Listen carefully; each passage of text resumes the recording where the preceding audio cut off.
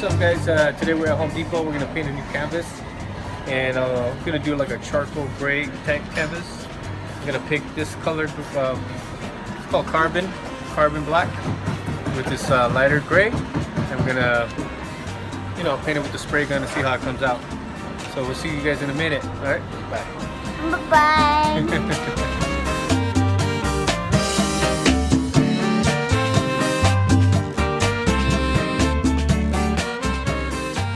Hey, what's up, guys? It's Julio Villa. Today I'm going to show you a quick tutorial on how to paint your own canvas backdrop.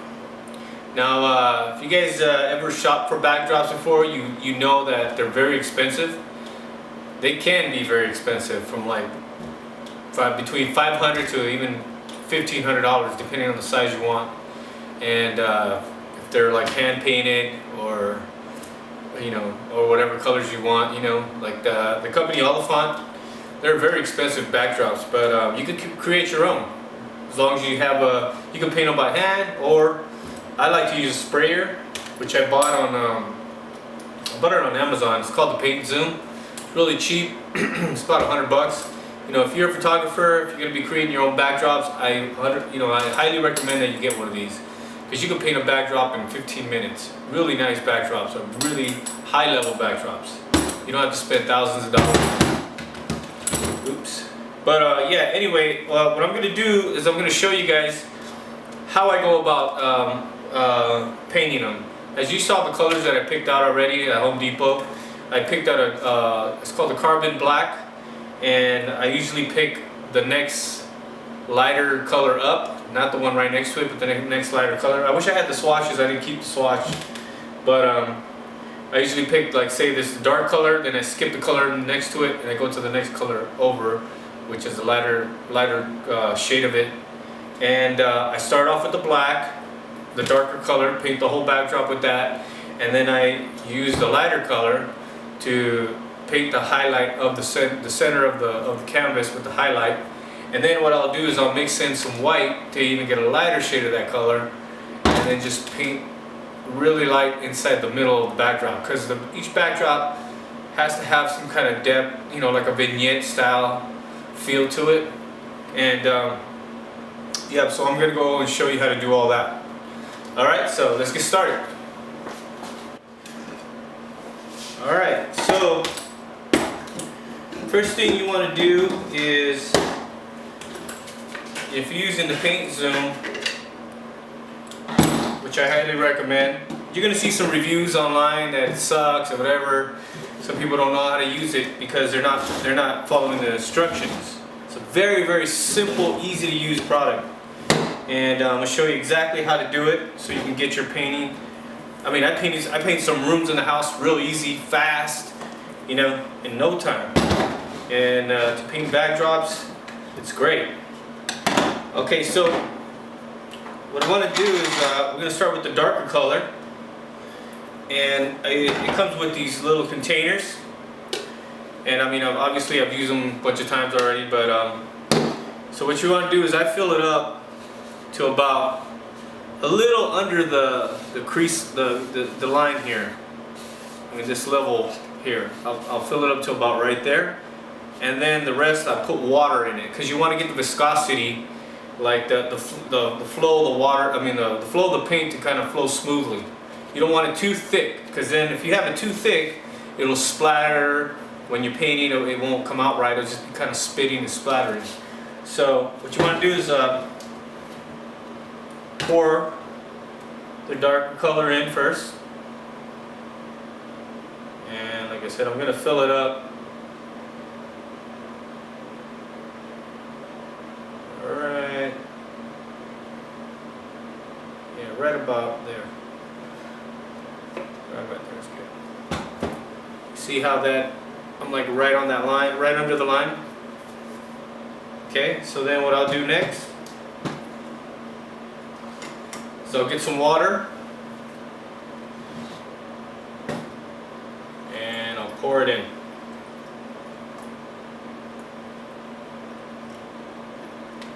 Right about there. Just kind of fill it up. So I filled the rest up with water. Now, get yourself a paint stick and just start mixing it. You mix it until you get a nice smooth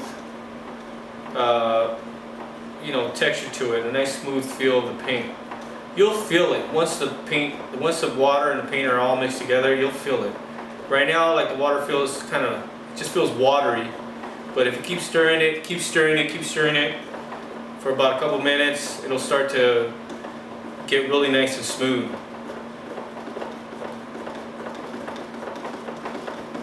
So right now, just keep stirring it. Still watery. And for backdrops, you want to kind of have it a little bit watery, not too watery, because you want it to. Backdrops doesn't really matter because you're going to spray it. It's not going to drip. But if you're painting a wall, you don't want it too watery.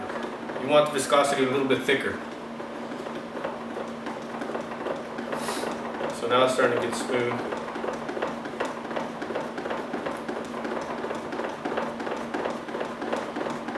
So I wish I could show you guys this here, but anyway, it's like starting to get really smooth.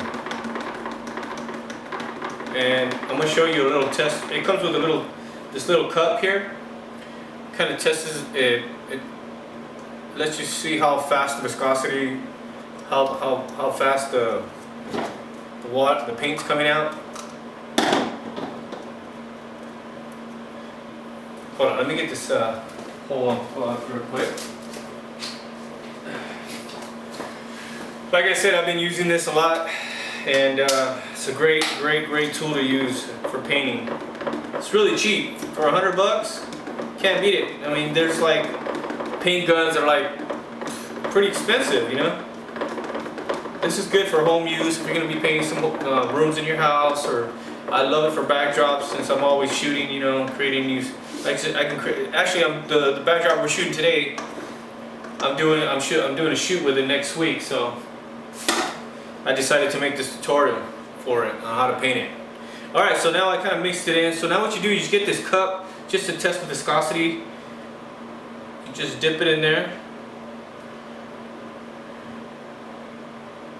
You see how it's flowing? So the thing's emptying out inside. If you could, I wish I could zoom in on this, but if it starts emptying out in like 30 seconds, then it's a good viscosity to paint with. If it takes longer, then you have it too thick. If it goes down way too fast, then it's way too watery. So the 25 to 30 seconds is a good time limit for it to empty out. And right now it's doing really good. From using it already a few times, I already know where to fill it up to. So right under this line, and the rest is water. So once you start playing with it, once you start doing it yourself, you're gonna start knowing how to fill it up. You don't even need to do this anymore. I'm just showing you this for tutorial purposes. All right, so it's looking good. Set that over there. And now what you need is a strainer. Now, I ran out of strainers. I'm gonna use one that I used yesterday. So you get so it comes with another container. You get yourself a strainer, put it in, and what you want to do is you strain the paint before you start shooting with it, because it might have some impurities in there that can clog the head of the spray gun. Now, since I'm using an old strainer or a used strainer, it's kind of going a little slower. Excuse me, it's going a little slower than usual. Usually it kind of just goes down really fast, and it strains the paint really good. These little paper strainers, you find them at Home Depot. They're a couple bucks. As far as for the paint, I spent $40 on the paint, and I spent $25 on the canvas backdrop at Home Depot.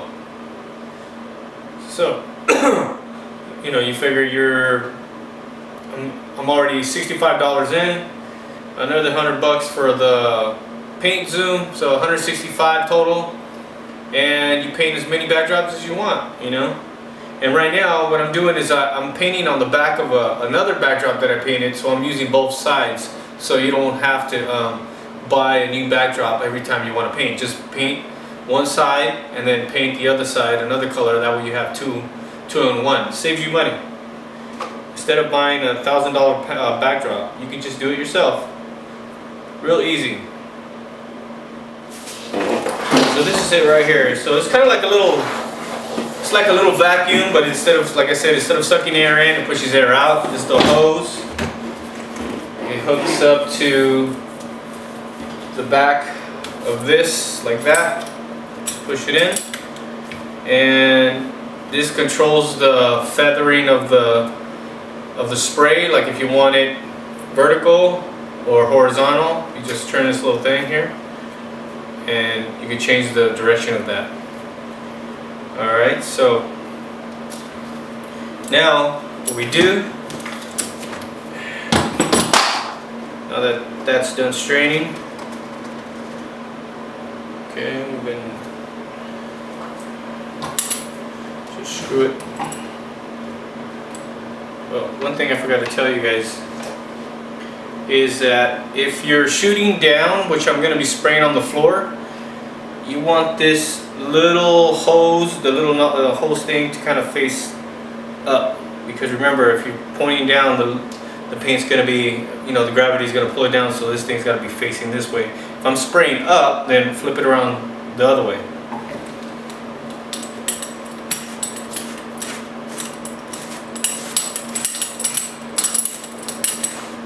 There you go.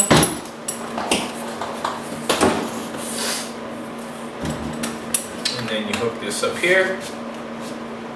And that's it. We're ready to shoot. Ready to paint.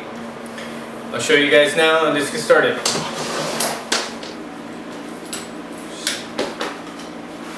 Now, this spray gun has a little kind of little screw thing. It's just kind of, if the more you tighten it, the less it'll spray. The more you loosen it, the more it'll spray. The more paint that will come out. So it's up to you how you want it. Usually I like to go heavy. I like the spray to come out heavy. That way it covers faster. All right, let's get started.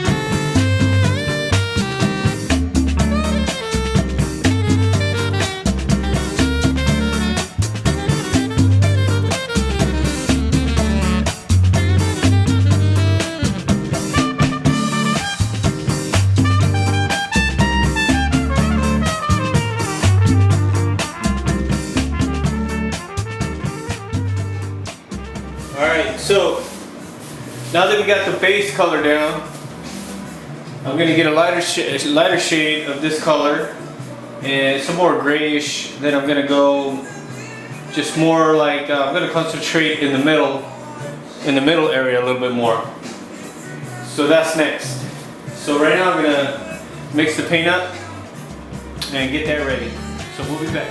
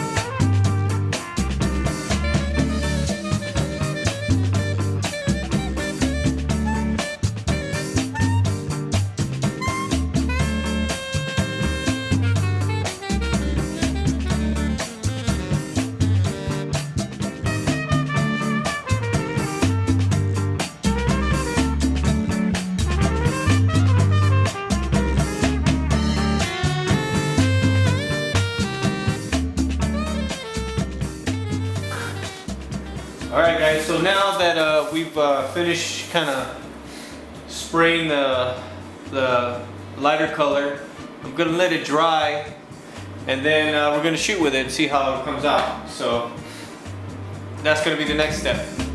Alright, we'll see you guys in a bit.